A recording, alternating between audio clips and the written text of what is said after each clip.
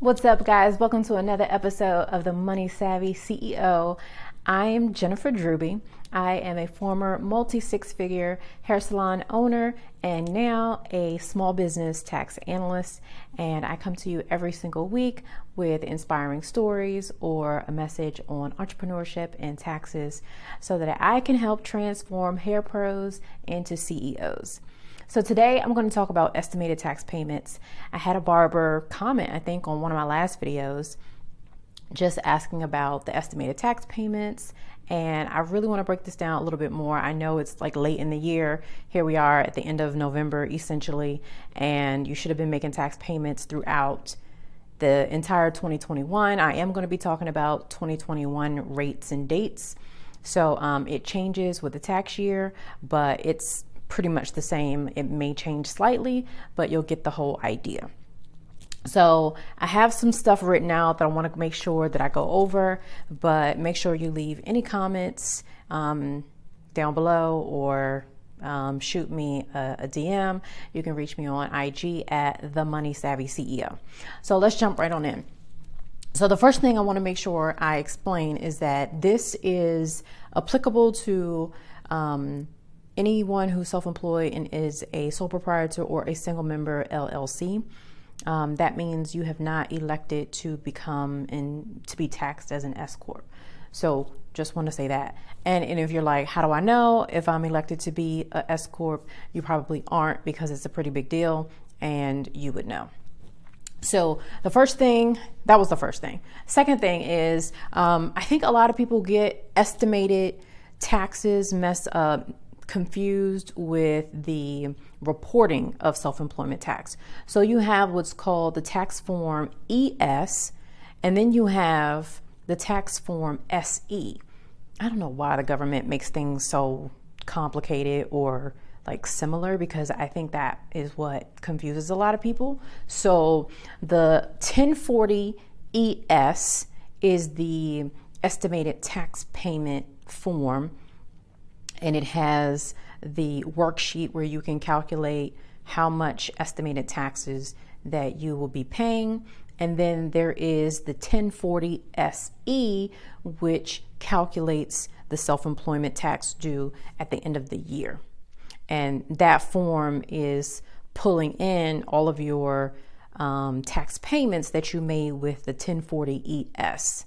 So I don't want to confuse you anymore. So the IRS does enough of that, right? So let me break it down. So the 1040 ES, that's your estimated tax kind of form.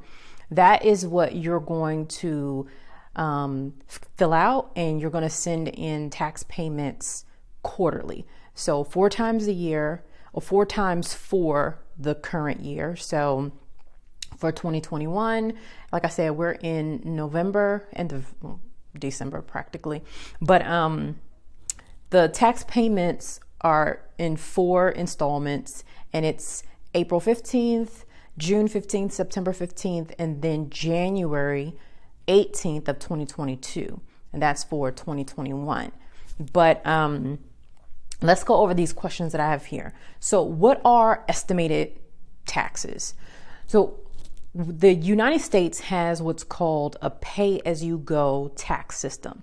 So that means as you earn income, you are supposed to pay your taxes as you go. As you earn money, you're supposed to pay taxes. Now, when you have a job, when you have an employer and you get a regular paycheck, then you have those taxes that are withheld from your paycheck. And in the background, what's happening is that employer is giving that money to the IRS on a certain schedule.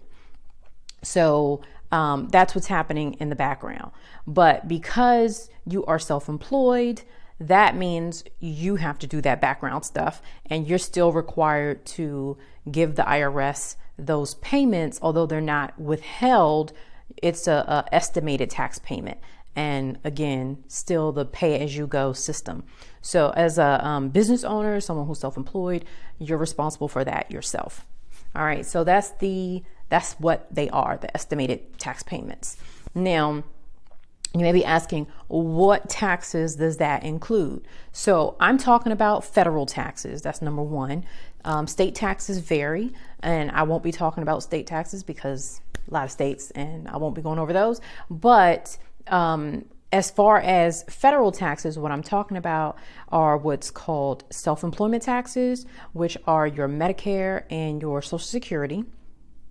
And then you have what's called your just income tax.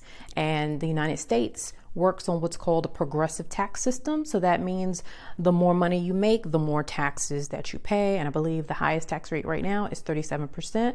So again, and I think the lowest is 10%. So at the less you make, the less tax you pay. And the more you make, the more taxes you pay. So that's that progressive income tax system that the United States has, and those make up the estimated taxes that's being collected quarterly that you should send quarterly.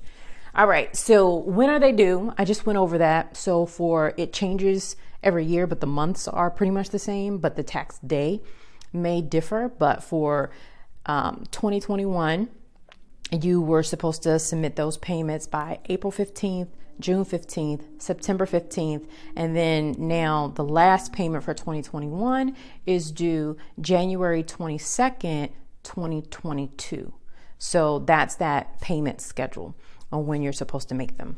So now that we got that kind of situated, I want to give you guys an example of what that will look like for a barber's. And I chose a barber because a barber reached out to me and asked about estimated tax payments. So I think it's only fair to use him as an example. So yeah. So, but before we jump into that, I'm just going to pause for a commercial break, a sponsor. Yeah, I'm sponsoring myself. So listen to my commercial. Never in a million years did I think I, Jen Druby, would own a hair salon. But for 5 years, I had a multi-six-figure hair salon where my hairstylist even made six figures. And I was right next door to a barber shop. And that was my first time seeing the booth rental model in play. And I got so scared that my hairstylist would eventually leave once they got their clientele that I said, you know what, I'm just going to train my stylists to do it on their own, make six figures without me, and I'm going to sell my hair salon. That's exactly what I did. So now I put together a 10-week course where I show hair pros how to go from where they are to six-figure CEOs in their business, because I didn't do hair. I've never been to cosmetology school. I've never even picked up a pair of razors or clippers. So I was always doing the back end stuff. And because I was pretty much bored, I didn't do hair. I had all the time in the world. I'm a nerd. I studied small business taxes, and now I'm a licensed tax analyst. So you get the best of both worlds. You have me, who built a multi-six-figure hair salon in the hair industry, and you also get me as a tax professional that's also going to help you keep the money, not just make the money, but keep it. So click the link below, sign up for the wait list, and when it opens up, you'll be the first one to know. I would love for you to join me in this 10-week course called Hair Pro to Six-Figure CEO. So make sure you sign up. All right, guys, welcome back. So now I'm going to give you an example of how a barber would fill out this 1040 ES and make estimated tax payments. Now, I used the barber because it was the barber who reached out and asked me the question. So if you have a question specific to you, make sure you leave it in the comments, and I may do a video where I use you as an example. But for right now, we're looking at Mike the barber, and I'm going to show you how he would come up with his estimated tax payment amounts. And this is something that he would do on his own, like I'm about to break down. Or if you work with a bookkeeper, you work with an accountant or CPA, they can sit down with you and do this with you. All right, so I have 5 steps here, and really the first one is estimating how much money you think you're going to make. You can look at your prior tax return from the previous year, see how much you made there. That's what I always recommend. Look at how much you made, and then make projections. Do you think that you're going to actually do more? Are you slowing down? Are you going to make less? So that really can be like your starting point, looking at last year's tax return.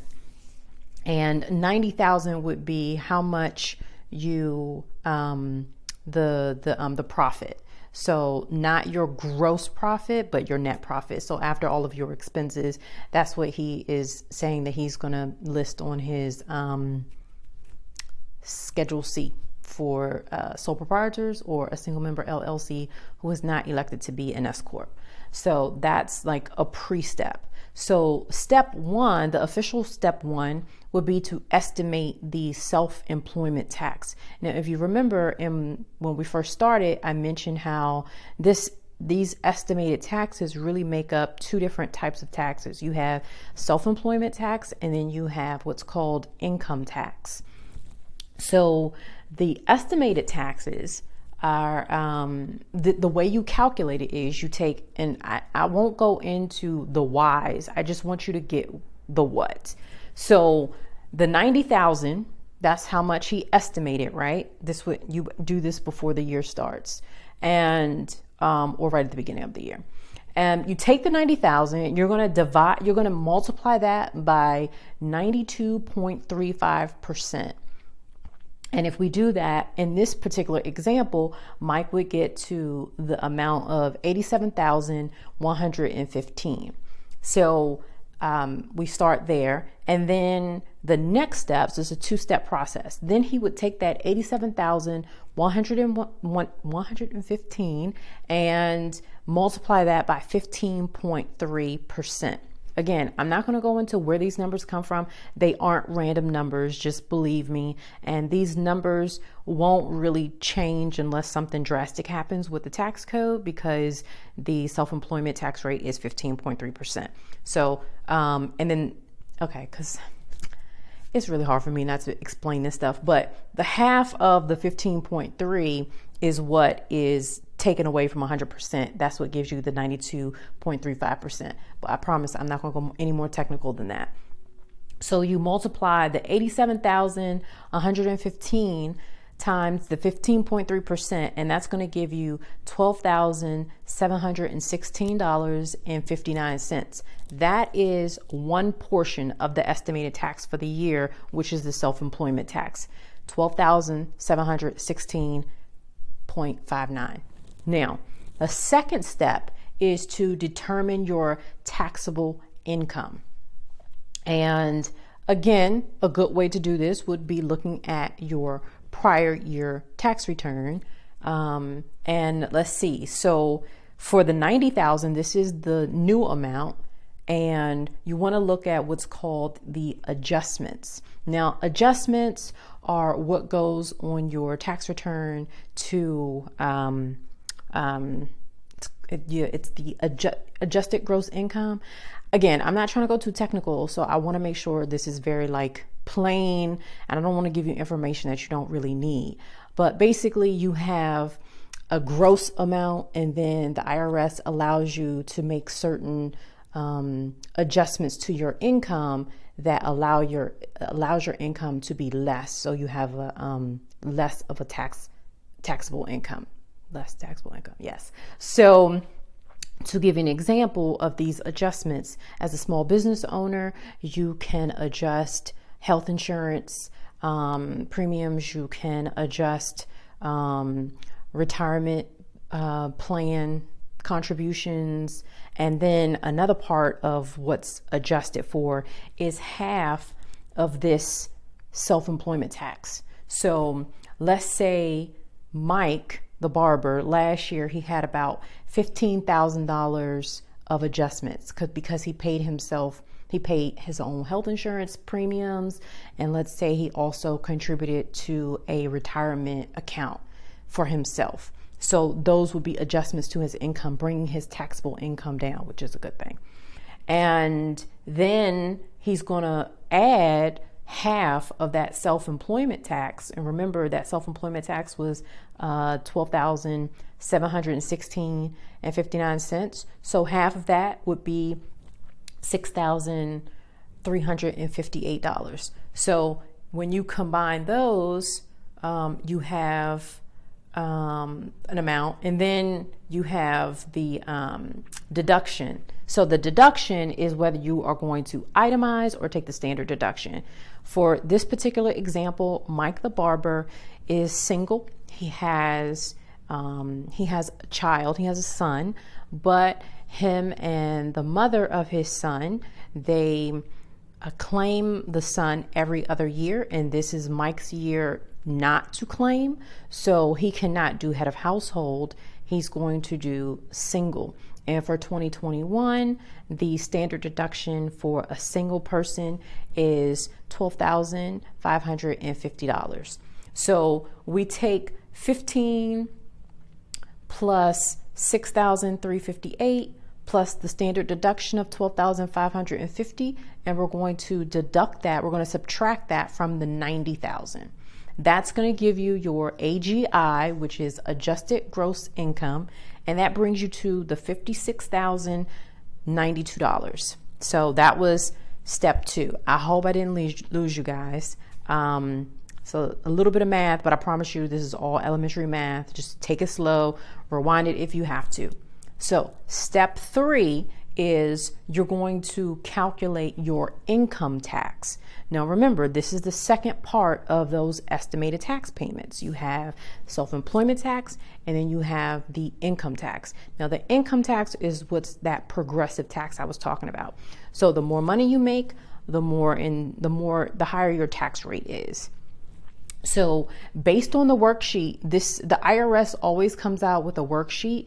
It's called the tax rate for the tax year. So based on the 2021 tax rates that I just looked up on that sheet, on that 1040 ES, there is a table with all of the tax rates for the current year, and I took this 56,092 and I looked up where it was on the schedule on that table, and I did the calculation, and it said that based on $56,092, the income tax would be $8,088.74. So you can get to that on your own using that tax form ES. So that was step 3. Almost there. Step 4 of this 5-step process is you want to add those 2 taxes together to get the total estimated tax for the year. So we would add the 12,716 plus the 8,088.74, and together that gives you $20,805.33. That would be the estimated tax liability for Mike for the year. And then the final step, step 5, would be to divide that total amount by 4, because remember, the estimated payments are sent in to the IRS on a quarterly basis, so 4 times a year. And if we divide $20,805.33 by 4, that gives us $5,201.33. So that is the amount every quarter, every 4 months, that Mike would send in to the IRS. And the way you would pay, you could do it in a number of different ways, but you could send the IRS a check. I do not recommend that. But you would send it with the voucher, because on that 1040 ES, there are vouchers that come with that form, and you would just make sure you attach the voucher. Again, I do not recommend that, but the IRS has a lot of different ways that you can pay online. So if you go to irs.gov/payments, there are a lot of different ways. I mean, they want their money, so they're going to make it convenient for you. So you can do that. Did want to note here that this is only talking about federal taxes. This does not include state taxes. So depending on your state, you would want to also make sure you understand their requirements. And again, if you work with a bookkeeper or you work with an accountant or a CPA, they could, help you with that as well. And even some accounting softwares will do this for you. So if I know, well, they're not my sponsor, so I really don't want to give them any props. But if there are any software companies that want to work with me, I'll be sure to, talk to you, and then we can talk about. Anyway, why am I going off topic? What I'm trying to say is that's the way you can come up with your estimated tax payments. If you have any questions, definitely leave them in the comments. I'm here to help. This is very doable on your own, trying to save you some money if you don't want to work with an accountant or bookkeeper, and if you don't have money to work with a software, but you still want to stay on top of your income. And there are a lot of reasons that you want to make sure that you do this, because I know it may seem cool to not pay taxes, but if you're going to go look for a home, if you're going to buy anything where you need a loan, you don't want to show an adjusted gross income of $12,000. You want to show that you're making money and that you can make payments on a loan or whatever. So that's just one reason. I mean, the other reason is you don't want to get caught up for tax evasion. It's not that serious. And I don't want you to go to jail. So, this is it. I'm trying to remember, is there anything else that I wanted to mention here? But let me see. I think that's it. That's estimated tax payments in a nutshell for my hair professionals. And I will see you in the next episode.